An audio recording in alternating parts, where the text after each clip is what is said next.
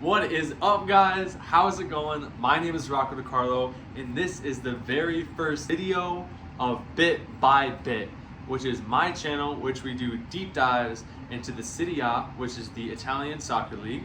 Here we go. A little about myself. I'm a Napoli fan, if you couldn't tell. I chose to be a Napoli fan because of Lorenzo Insigne. He is one of my favorite Italian players ever. What we are going to do today is do a deep dive into Napoli, their problems, their positives and their negatives, what they could do in the January transfer window, how the squad can benefit from types of players coming in and types of players leaving, things like that. So in this channel, we will also be talking about different teams, different players weekly, or I'll even release 2 in a week, things of that nature, because why not? Currently at home in my basement. If there's sounds, random sounds that are happening, I'm so sorry. Basement makes weird sounds. Let's do it. Okay, so I got this board right here. Obviously this will be Napoli. I'm gonna go over their most recent game. Today's Saturday. So they played Fiorentina this morning. They won 3-0, which is amazing. This is Napoli in the 4-3-3 because with Antonio Conte, he used to play in the 3-4-3 or he used to play in the 3-4-2-1. But with Napoli, the players that he has, it is better for him to play in the 4-3-3. Antonio Conte, wherever he goes, he is going to get a trophy of some sorts besides Tottenham, because that's a different story. When he went to Chelsea in the 16-17 season, his very first season, they won the English Premier League title. In his first season with Juve, they win a title. He does his very best in his first 1 or 2 seasons, and then he kind of drops off. He got booted from Chelsea right after they won the FA Cup. They dropped the 5th, he's out the door. But a player he always brings with him is Romelu Lukaku. What Conte tries to do is slow down the play and plays a very defensive and low block kind of game. In this Napoli side, he has the defense of Amir Rahmani and Alessandro Buongiorno. Right, we have Buongiorno on the left, Rahmani on the right. We have Di Lorenzo on the right, and then we also have Matheus Oliveira on the left. Di Lorenzo is a tough topic to discuss because of the sole fact that he did very, very well 2 years ago in their Scudetto winning season, right? But in the Euros, people kind of put most of the blame on him over the sole fact that he had a bad performance, even though the whole team had a bad performance. Spalletti, he found his rhythm, and Di Lorenzo is looking better than ever. In the summer, they lost Zielinski to Inter. When Zielinski left, they needed to sign a third midfielder. They got Scott McTominay from United.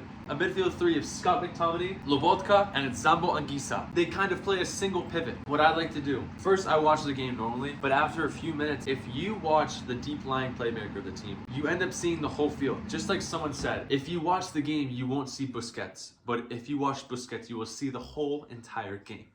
Right? And that's what I like to do. Pay attention a lot to Lobotka because he kind of controls the Napoli team. Lobotka will kind of run around in this area. When everyone pushes up, Lobotka will kind of sit in this area or sit in this area. And then he'll slowly advance. But the weird thing is, as low as Lobotka sits, when they lose the ball, Lobotka is first to press. When the ball comes over here, Lobotka is the one that's adding pressure, which makes McTominay drop back. But the topic of today is, can Napoli actually be the champions of Italy once again? Because they had that amazing run with Luciano Spalletti. But it's a very, very different team under Antonio Conte. It's a very, very more defensive team, a lot less fluid than they had under Spalletti, which everyone's flying in all different directions. We had Victor Osimhen working with Khvicha Kvaratskhelia, which was the perfect pairing because of the aerial presence of Victor Osimhen. But they don't have that anymore. And this is where the trouble comes in with Antonio Conte's team. They're not scoring many goals. They have one of the best expected goals against, right? They have 1.04 goals against. But the thing is, they have the second lowest goals scored in the league, second over Juve, which they have 11 draws. At this point, Khvicha Kvaratskhelia is injured, and they're heavily relying on Lukaku to score these goals. But David Neres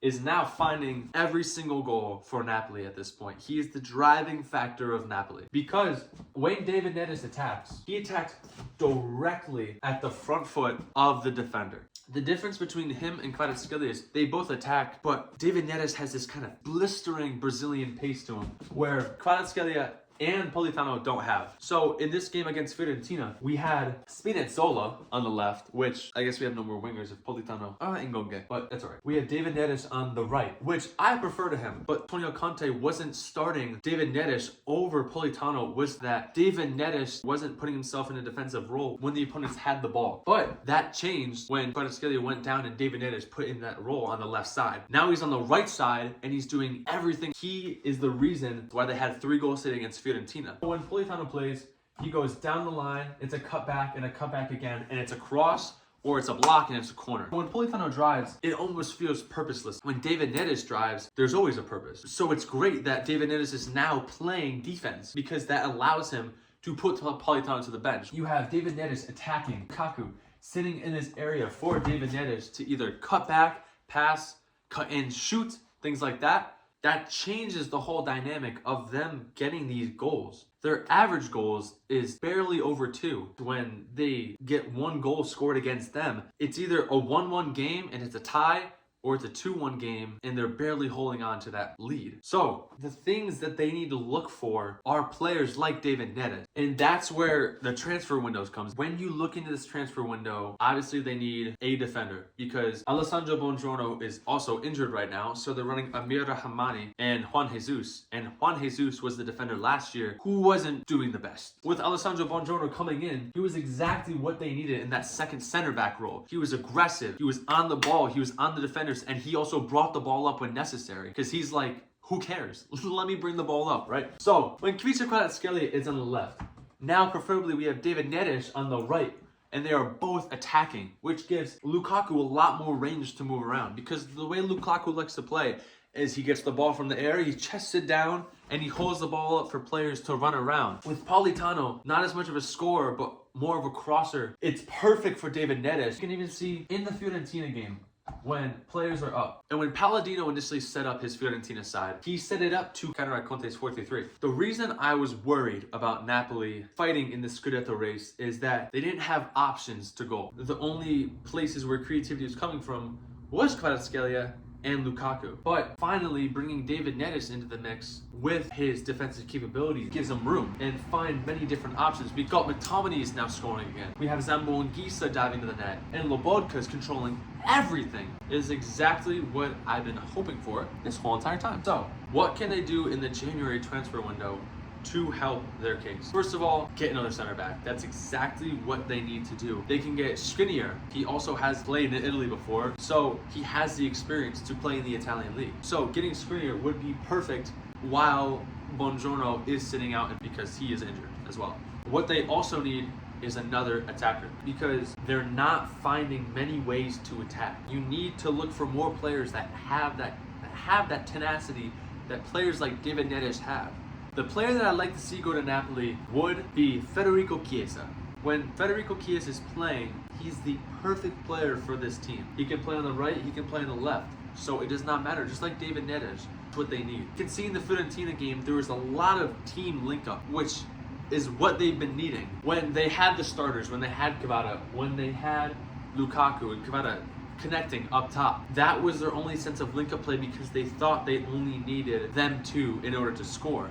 But with Kvara out, they're now finding new ways of scoring, which it's sad to say they kind of needed Kvara to go out in order to figure out how to score without him, especially because he's really the creating factor on that left wing.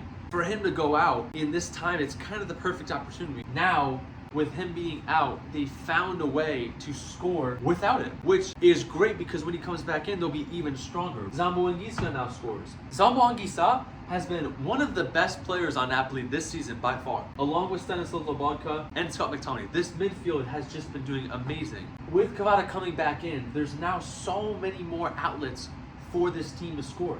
If they keep David Neres on the right, which I expect them to do because he's been playing absolutely brilliant. With that front three of Kvara, Lukaku, and David Neres, it's perfect. If Napoli can do those things, find those go-ahead goals, create more link-up play, they found it. They found that key that unlocks, because when you have all of these exciting players, you have this dynamic, fluid approach it's perfect. Along with the myth where Antonio Conte does his best in his first season and wins trophies in his first season, there's no reason why they can't win.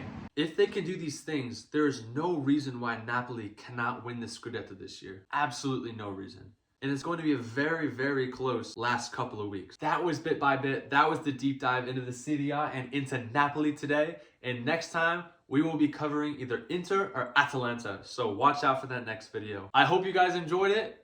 This was Bit by Bit with Rocco DiCarlo. Thank you guys so much for tuning in. I will see you guys next time. Peace!